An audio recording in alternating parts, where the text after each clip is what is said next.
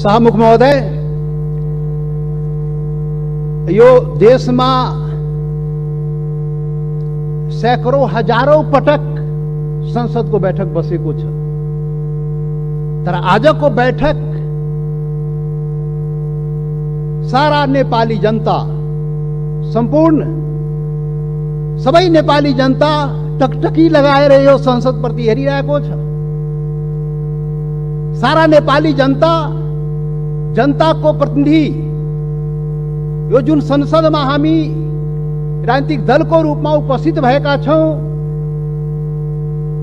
जनता को प्रतिनिधि तो राजनीतिक दल ले आज यो ऐतिहासिक दिन में के भन्दैछ, के गर्दैछ, तो चाहिँ सबै संपूर्ण नेपाली जनता को जिज्ञासा र ध्यान चाहिँ आज को संसद को बैठक में छ सभामुख महोदय। त्यसैले यहाँ संचार माध्यम पनि आजको बैठक ऐतिहासिक बैठक भनिरहेको थियो र वास्तवमा भन्यो भने आजको बैठक वास्तवमा ऐतिहासिक बैठक नै हो सभामुख महोदय।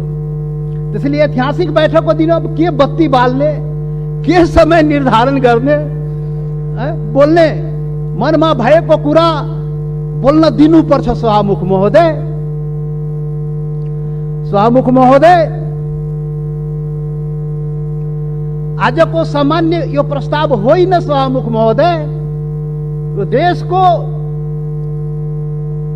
को भूमि को सवाल हो। देश को भूमि आफ्नो नेपाल को नक्शा में राख्ने सवाल हो, त्यो प्रस्ताव आएको छ आज। यो सामान्य प्रस्ताव होइन सभामुख महोदय। संपूर्ण नेपाली जनता को ढुकढुकी त्यहाँ रहेको छ सभामुख महोदय, भावना चाहिँ रहेको छ त्यहाँ। त्यो सम्बन्धमा बोल्दाखेरि जनताको प्रतिनिधिले आफ्नो कुरा राख्न सक्नुपर्छ। त्यसैले आज प्रतिबन्ध नलागियो सभामुख महोदय। सभामुख महोदय, यहाँ आजको जुन सवाल हो, जुन प्रस्ताव हो, तो राष्ट्रियतासँग पनि जोडिएको सवाल हो, सम्पूर्ण नेपालीको भावनासँग पनि जोडिएको सवाल हो। देशको के भन्छ सार्वभौमिकता, देशको अखण्डतासँग पनि जोडिएको सवाल हो र त्यही सवालको रूपमा आज यो चाहिँ नेपालको नक्सामा त्यो चाहिँ तो कालापानी, लिपु लेक र लिम्पुवाधुरा लगायतका त्यो भूभाग नेपालको नक्सामा राख्ने प्रस्ताव यो संसदबाट स्वीकृत गराउन आइएको प्रस्ताव हो सभामुख महोदय। त्यसैले आजको प्रस्ताव बड़ा महत्वपूर्ण प्रस्ताव हो नेपाली जनता को लागि। सभामुख महोदय, नेपाली जनता आफ्नो, संपूर्ण नेपाली जनता, हिमाल पहाड़ तराई मधेश का सबै नेपाली जनता आफ्नो देश प्रति, आफ्नो भूमि प्रति सजग छ, समर्पित छ, संवेदनशील छ। यो कुरा आज यो बैठकले देखाउन सक्नुपर्छ। आज यो कुरा हामीले आफ्नो कामबाट देखाउन सक्नुपर्छ। त्यो देखाउनुपर्छ, हामी देखाउला। सभामुख महोदय, यो गर्दाखेरि यहाँ अब के भनौं, विभिन्न आग्रह पूर्वाग्रहले पनि कुराहरू त सुनिन्छ। राष्ट्रियताको सवाल पनि एक लौटी रे, कसैको एक लौटी राष्ट्रियता रे। राष्ट्रियताको सवाल आउँदाखेरि ए त्यो मधेसीले राष्ट्रियताको कुरा गर्छ र? गर्दैन नि। अरे राष्ट्रियता कसैको एक लौटी होइन, याद गर्नुहोस् सभामुख महोदय। म सबैलाई आग्रह गर्न चाहन्छु, राष्ट्रियता भनेको सबैको, संपूर्ण नेपाली जनताको नेपाली राष्ट्रियता हो। कुनै एउटा वर्ग, एउटा जाति, एउटा समुदाय, एउटा क्षेत्रको राष्ट्रियता हुनै सक्दैन। यदि त्यस्तो राष्ट्रियता भयो भने त्यो पङ्गु राष्ट्रियता हो। त्यो राष्ट्रियता चाहिँ काम लाग्दैन। त्यो राष्ट्रिय एकतालाई सबल गर्न सक्दैन, बलियो पार्न सक्दैन सभामुख महोदय। त्यसैले आजबाट राष्ट्रिय एकताको परिभाषा, राष्ट्रियताको परिभाषा र राष्ट्रवाद, राष्ट्रघातको परिभाषा ठीकसँग व्याख्या गरिनुपर्छ र बुझिनुपर्छ सभामुख महोदय। सभामुख महोदय, म धेरै आज म केही कुरा राखौँला, समय अलि लिउँला तपाईँको, र यो पनि देश र जनताकै हितमा हुन्छ, राष्ट्रिय एकताकै लागि हुन्छ, राष्ट्रियताका लागि बलियो बनाउने काम हुन्छ, जुन आज म विचार राखिरहेको सभामुख महोदय। सभामुख महोदय, यस्तो संवेदनशील घडीमा एकता देखाउने हो। नेपाली जनताले आफ्नो एकता नदेखाए आफ्नो सवालको लागि, आफ्नो भूमिको लागि त कसले देखाइदिने हो?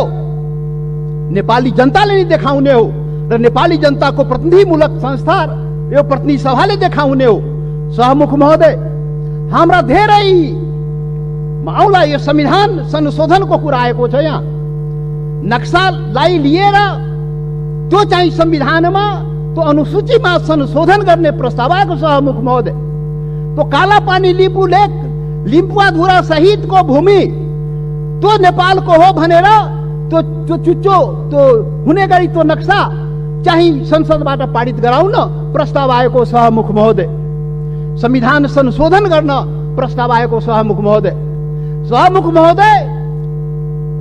सभामुख महोदय मार्फत सम्पूर्ण देशवासीलाई थाहा छ यो संविधानको बारेमा। यो संविधानको बारेमा हाम्रा आफ्ना रिजर्वेसनहरू रहेको छ। यो संविधान पूर्णता पाएन। यो संविधान सबैको हुन सकेन। यो संविधान हिमाल पहाड तराई मधेसका सबै जनताको हुन सकेन। आदिवासी जनजाति शेर्पा तामाङ राई लिम्बू गुरुङ भोटे मगर नेवारको हुन सकेन।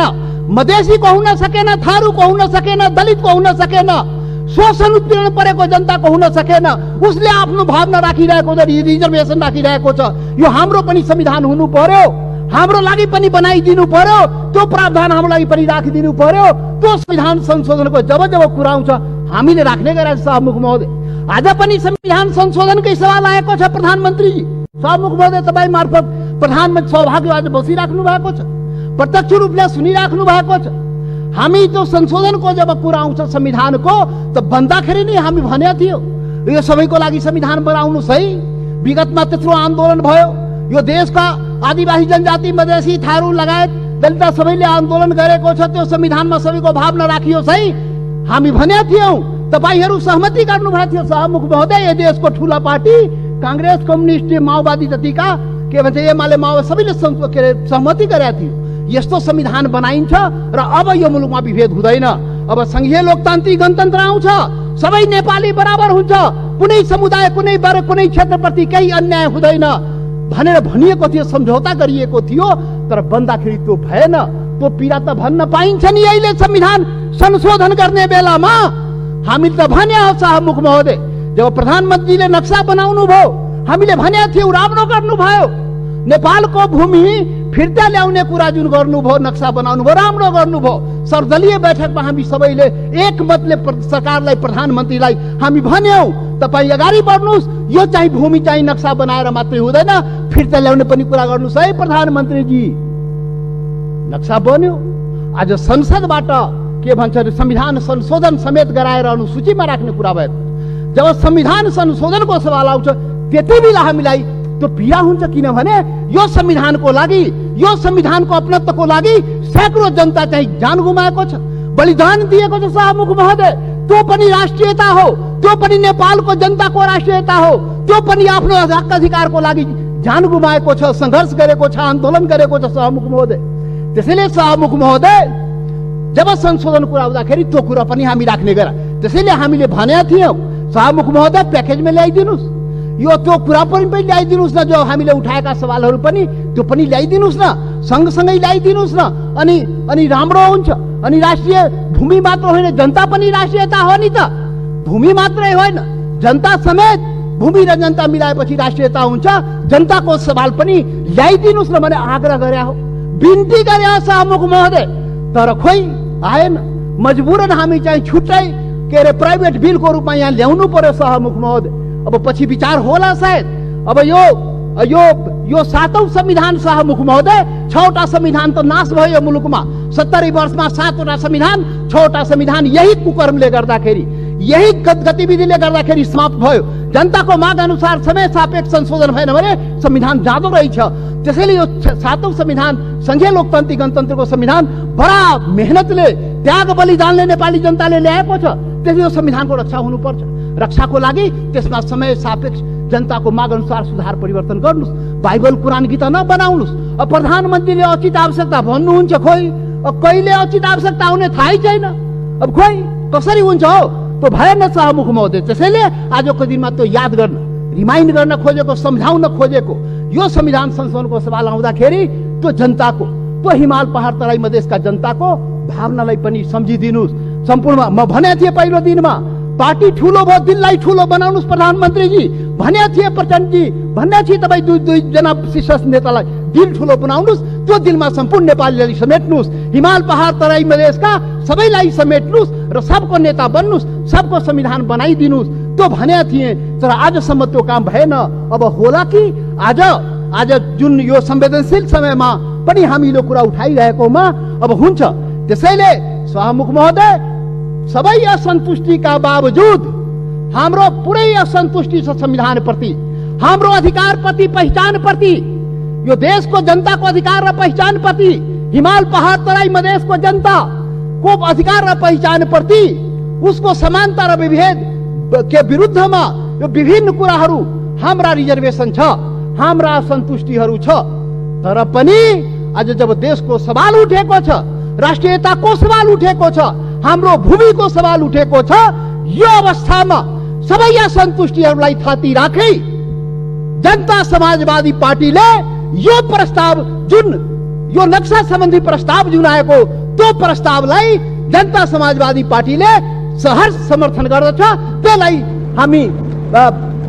हामी सर्वसम्मत रूपले समर्थन गरेका छौँ। शाहमुख महोदय, याद रहोस्, हाम्रा असन्तुष्टि हिमाल पहाड तराई मधेसका जनता, तो शेर्पा तामाङ राई लिम्बू गुरुङ भोटे मगर नेवार थारू मधेसी दलित, त्यो जनताको भावनालाई बुझिदिनुस्। यसरी देश चल्दैन त्यति मात्रै भन्ने हो शाहमुख महोदय। यसरी देश नचलाउनुस्, यो सबैको देश हो। राष्ट्रियता भनेको सम्पूर्ण नेपालीको जनताको मनमा आफ्नो देशप्रति भावना छ र त्यही भावनाको यहाँ प्रतिबिम्बित यहाँ भएको छ। जति असन्तुष्टि भए पनि जब देशको सवाल आउँछ हामी एकजुट भएर उभिन्छौँ। आज हाम्रो बारेमा त अनुहार हेर्ने बित्तिकै मधेसी, यो त राष्ट्रघाती नै होला, यो त मधेसी, यो त विदेशी नै होला, यो त भारतीय नै हो भनेर कुण्ठाबाट भरिएका नस्लीय चिन्तन बोकेकाहरू आजदेखि त्यो हटाइदिऊ।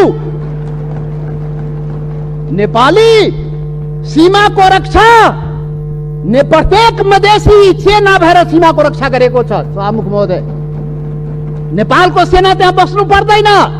मधेसी जनता त्यो सीमाको रक्षा गरेको छ, इमानदारीसँग गरेको छ। तपाईँ विभेद गरे पनि, तपाईँ अन्याय गरे पनि, सरकारले विभिन्न प्रकारले उसलाई पीडा पुर्याए पनि आफ्नो सीमाको रक्षाको लागि लडेको छ, मरेको छ।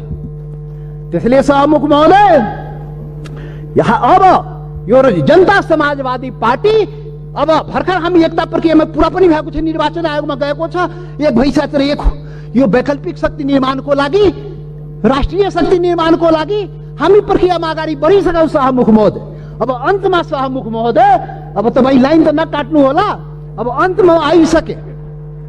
शाहमुख महोदय, एउटा कुरा देशवासी जान्न चाहन्छ, ल यो फेरि राष्ट्रघाती यो देशमा हुने हो कि? यो राष्ट्रघाती को हो यो देशमा? पहिचान गर्नु पर्यो। यो राष्ट्रघाती हो को यो देशमा? देश बेचुवाहरू को हो? अरे देश बेचुवाको खोजी हुनुपर्ने नेपाली जनताले त्यो पनि खोजिरहेको छ। अरे त्यो त हाम्रो छँदै थियो नि, त्यो जमिन, त्यो काला पानी लिपु लेक लिम्बुवा धोरा सहितको नक्सा त नेपालको नक्सामा त थियो 58 वर्ष पहिले। अरे कुन देश बेचुवाले देश बेच्यो? श्वेत पत्र खोइ जारी गरेको? श्वेत पत्र जारी गर्नु पर्दैन? टुडी खेलमा राष्ट्रघातीले झुन्ड्याउनु पर्दैन? ढाकछोप गर्ने? अरे सभामुख महोदय, महाकाली सन्धि हुँदाखेरि, अरे 25 वर्ष पहिले महाकाली सन्धि भएको थियो र यही संसदबाट पारित गराइएको थियो। तो महाकाली संधि कसरी भयो? अरे त्यसमै थियो नि महाकाली सन्धिमा लिपुले काला पानी लिम्बू अधुराको महाकाली को स्रोत, तो नदी को स्रोत मुहान कता, तो क्लियर भएको भए त हाम्रो जमिन मिचिन थियो र किन भएन? यही संसदबाट पारित गराइएको थियो। कसले पारित गरायो? कसले सम्झौता गर्यो? कसले पारित गरायो? म त सुनेको छु, त्यति बेला म सांसद थिइन, पार्टी पनि फोरेर पारित गराइयो भयो। अरे कस्तो राष्ट्रवादी काम गरे हो? महाकालीलाई संसदबाट पारित गराउँदाखेरि त्यो मुहानको चाहिँ महाकालीको मुहानको चाहिँ पत्तो नलाउने र त्यसलाई चाहिँ संसदबाट पारित गर्ने। त्यसैले राष्ट्रघातीको पहिचान हुनुपर्छ सभामुख महोदय। सकिनै लाग्यो सभामुख महोदय, यो राष्ट्रवादी कुरा हो, यो खोखला राष्ट्रवादी कुरा होइन। यो राष्ट्रघातीलाई पर्दाफास गर्नुपर्छ नेपाली जनताको बीचमा। को राष्ट्रवादी हो यो देशमा? राष्ट्रघाती मधेसीलाई राष्ट्रघाती भन्ने, मधेसीलाई राष्ट्रवादी नभन्ने। मधेसी जनता, यो देशको मधेसी जनतालाई त्यसरी औँला ठुर्याउने काम कसैले नगरोस् राष्ट्रवादको मामलामा। सभामुख महोदय, कतिचोटि अग्नि परीक्षा दिने हो, कतिचोटि प्रमाण दिने हो हामी? यस्तो अग्नि परीक्षा नलिनुस् सभामुख महोदय। सम्पूर्ण नेपाली जनतालाई आज म यो रोस्टमबाट आग्रह गर्न चाहन्छु, यस्तो अग्नि परीक्षा नलिनुस्। तो मधेसी जनता त्यो प्रति अन्याय नगर्नुस्, यो देशको आदिवासी जनजाति प्रति अन्याय नगर्नुस्, तो थारूमाथि अन्याय नगर्नुस्, तो दलितमाथि अन्याय नगर्नुस्। कुटी कुटी मारिदियो त दलितलाई। माननीय सदस्य, तपाईं बोल्दै गर्दा थाहा भएन, मैले 7 मिनेट समय थपिसकेँ। म सकिहाले भए 1-2 मिनेट सकिहाल्छु।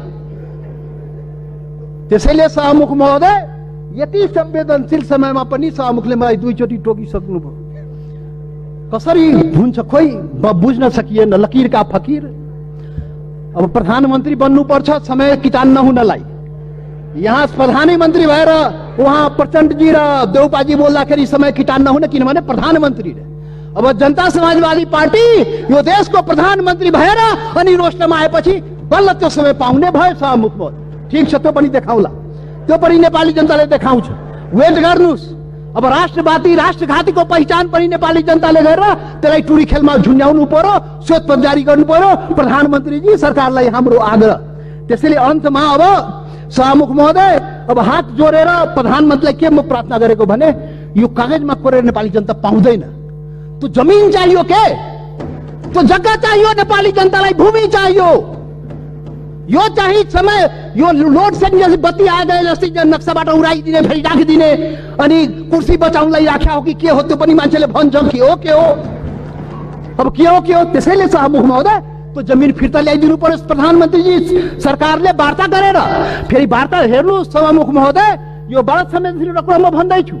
नेपाल भारतको सम्बन्ध सिंहदरबार र दिल्ली दरबारले बनाएको होइन, याद गर्नु होला। यो देशको प्रधानमन्त्री केपी ओली र मोदी, नरेन्द्र मोदीले बनाएको सम्बन्ध होइन, यो दुई देशको जनताको बीच बनेको सम्बन्ध, हजारौं वर्षदेखि बनेको सम्बन्धको कडी हो। त्यो हर प्रकारको सम्बन्ध जनताको बीचमा छ, खुला सीमा छ। करोडौं जनता जो तपाईको जनता मधेसको जनता हो, त्यो त्यसको उपभोग गरिरहेको छ। ऊ आफ्नो दाल नुन चिनी कसरी आउने हो, दवादारको त्यो आफ्नै स्तरबाट त्यहाँबाट ल्याउँदो रहेछ। नेपाल सरकारलाई थाहा नभए मतलब नभए पनि चलिरहेको छ। त्यो सम्बन्ध हो, विशेष सम्बन्ध हो। त्यसैले वार्ता राम्रोसँग गर्नुस् र भूमि फिर्ता ल्याउनुस्, वार्ताको माहौल बनाउनुस्, वातावरण बनाउनुस्। यहाँ संसदमा उल्टा पल्टा कुरा गरेर सम्बन्ध के माहौल बिगारेर त्यो चाहिँ अलि अप्ठ्यारो भइजान्छ सभामुख महोदय। त्यसैले त्यो चाहिँ वार्ताको माहौल बनाएर हामीलाई जग्गा फिर्ता चाहियो, नेपाली जनतालाई के अरे यो जग्गा फिर्ता चाहियो। त्यसैले अब जनताले के भन्छ भने, यो कोरोनाको अवसरमा जनताको जीवन रक्षा नगर्ने सरकारले हाम्रो भूमिको रक्षा गरिदिन्छ भने जनताले भनिरहेको छ। त्यो चुनौती तपाईको अगाडि छ। जनताको जीवनको रक्षा पनि गर्नुपर्छ, हाम्रो भूमिको रक्षा पनि गर्नुपर्छ।